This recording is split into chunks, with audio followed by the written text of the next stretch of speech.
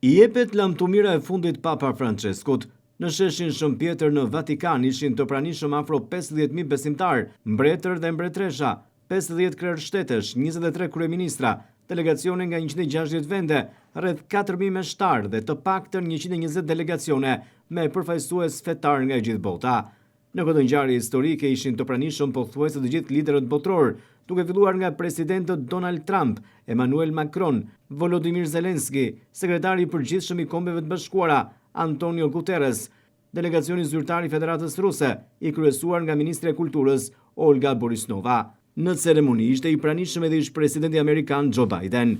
Ndërkohë, kryeministre italiane Giorgia Meloni ishte ndër të parat që mbriti në shesh duke përfaqësuar shtetin mikpritës të Vatikanit në një moment të rëndësishëm dhe ceremonial të kësaj dekade. Nga Shqipëria merrnin pjesë presidenti Bajram Begaj, ministri i jashtëm Igli Hasani, ministri e shtetit dhe administratës publike kundër korrupsionit Adea Pirdeni, si dhe autoritetet e larta fetare. Ceremonia mortore nisi në orën 10. Besimtarët pritën me duar trokitje dalin arkivolit të kreut të Kishës Katolike nga Bazilika në Shëmpjetër.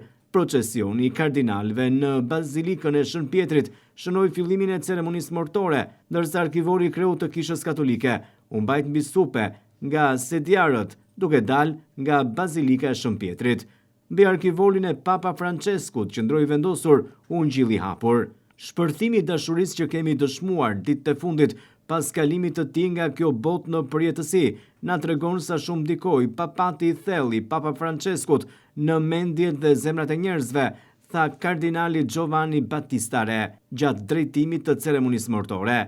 Në bashkësi shpirtërore me të gjithë krishtërimin, jemi këtu në numër të madh për të lutur për Papa Franceskun, që Zoti ta pranojë atë në pafundësinë e dashurisë së tij.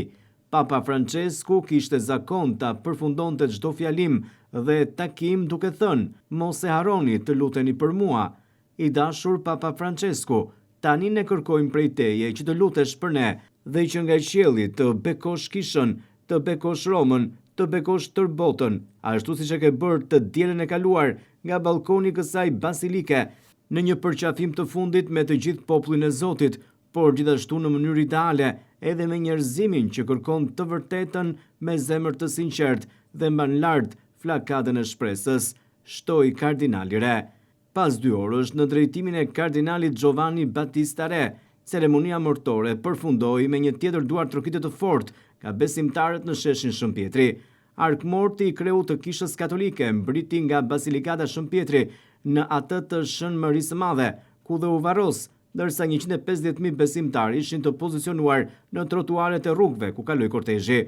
Pashtu sipas mediave italiane, një numër prej 250.000 besimtarësh ishin brenda dhe rreth Basilikës Shëmpjetri.